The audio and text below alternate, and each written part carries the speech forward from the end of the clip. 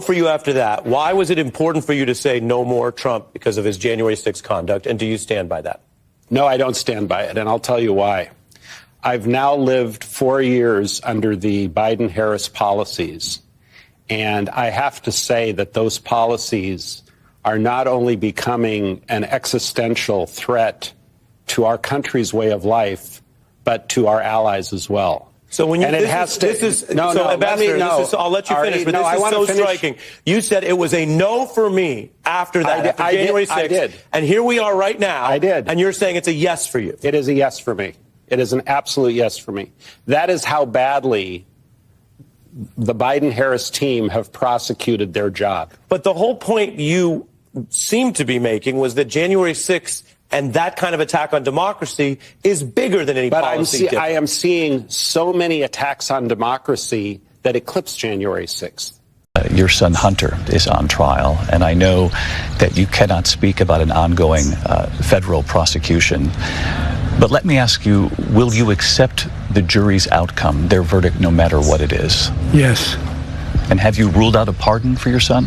Yes. In today's world, the mainstream media plays a massive role in shaping public opinion. Yet when it comes to political figures like President Trump, certain outlets like CNN and MSNBC, and even talk shows like The View, are always pushing the narratives that are now always rooted in facts. You know, we really have to be careful. We really have to be careful if we can trust the mainstream media and the legacy media, especially with how divisive they've been in the recent years. The biggest problem the FBI has come out of its intel shops. I'd break that component out of it. I'd shut down the FBI Hoover building on day one and reopening the next day as a museum of the deep state. And I'd take the 7,000 employees that work in that building and send them across America to chase down criminals. Go be cops. You're cops. Go be cops. Go chase down murderers and drug dealers and violent offenders. What do you need 7,000 people there for? Same thing with DOJ. What are all these people doing here? Looking for their next government promotion, looking for their next fancy government title, looking for their parachute out of government. So while you're bringing in the right people, you also have to shrink government. Do you think you'll stay on it? Yeah, because we can't cede that territory.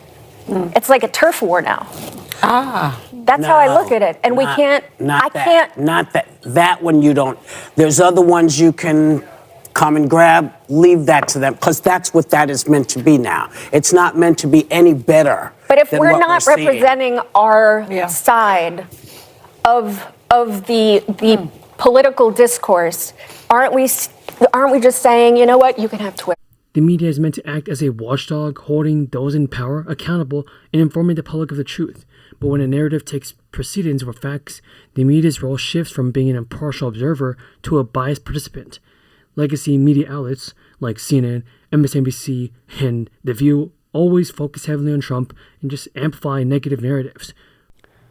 And worst of all, the talk show like The View, it's probably the worst talk show in the history of the world, in history of television, because it's become so political with so many political battlegrounds that every single one of the hosts push personal opinions on facts.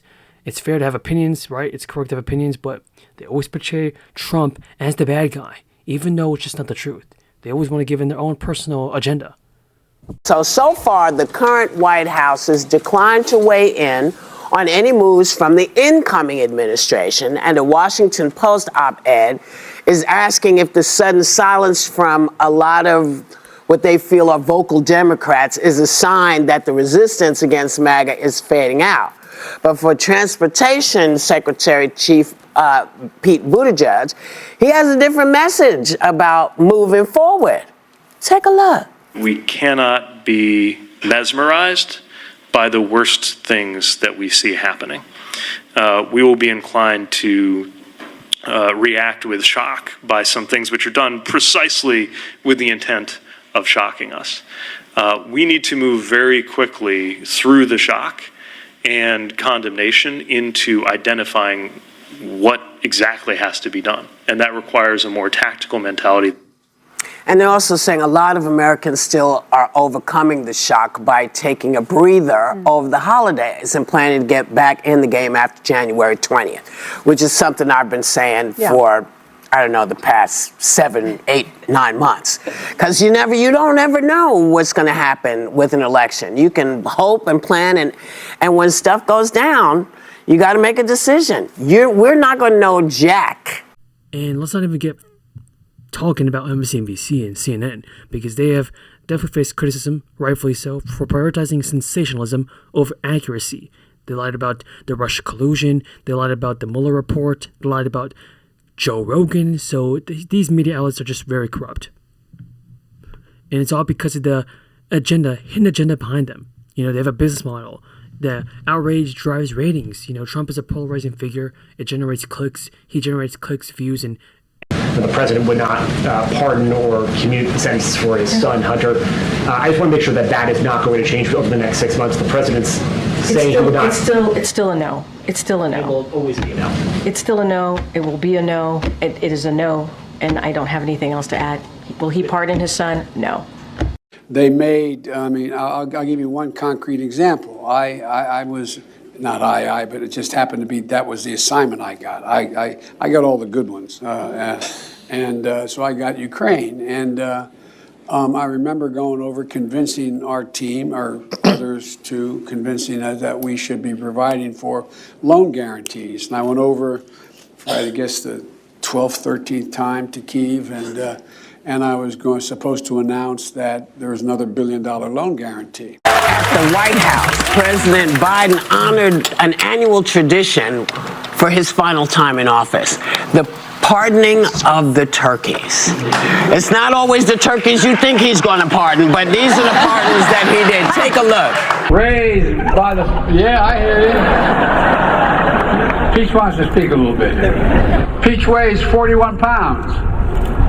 Loves to eat hot dish and tater tots and cross-country skis. He lives by the motto, keep calm and gobble on. Tax evasion, one count of retaliating against a federal witness, and another count of lying to the Federal Election Commission.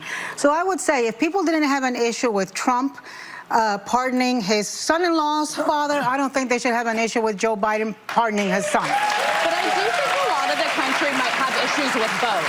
This idea that the politically connected get a different set of rules. That Trump is going to be handing out pardons like cheeseburgers as soon as he gets into office. And he has said that he will do that. My issue... And to people who have actually stormed the Capitol. Yes, those people. He has said he's going to pardon January 6th insurrectionists. One of the issues that I have is when you look at the charges that Hunter Biden was indicted on, less than 0.09% of the population is are indicted on that charge. And so it's basically close to zero. It also affects the culture shifts, pushing towards progressive, liberal ideologies, affecting the people that are the youths in society. The media does wield immense power and is shaping public opinion. It informs, educates, and holds powers accountable. And when its power is misused, it distorts facts and misleads millions of people, which I'd say so many mainstream media outlets have always done. Even talk shows like The View have been always criticizing President Trump over basically nothing. Accusations of misinformation, sensationalism, and partisanship have plagued the reputation of these mainstream media legacy outlets, and rightfully so. One of the clearest examples of media bias was against Trump. It's the coverage of his remarks following the tragic events in Charlottesville, Virginia, back in 2017. He included the now infamous phrase about very fine people, which was widely interpreted to white supremacists. But a full review of his comments reveals that he explicitly condemned supremacy in neo-Nazis. But despite this, media outlets like CNN and MSNBC amplified an incomplete quote, cementing a false narrative in the public's mind. Fact checkers eventually clarified his statement, but by then, the damage was done. The incident just illustrates how selective editing and misrepresentation shapes public perception in ways that undermine the truth of America. Another example is the corona. It's the hoax controversy. During a rally in 2020, Trump criticized the Democrats' politicization of the crisis, referring to it as their new hoax. And media outlets took this and ran with it, like they always do.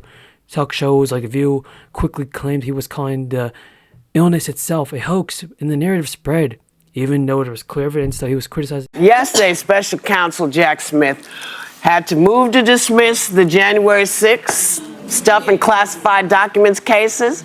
He still insists that he built a strong case on both fronts, but cites that the DOJ rule says that a sitting president cannot be prosecuted.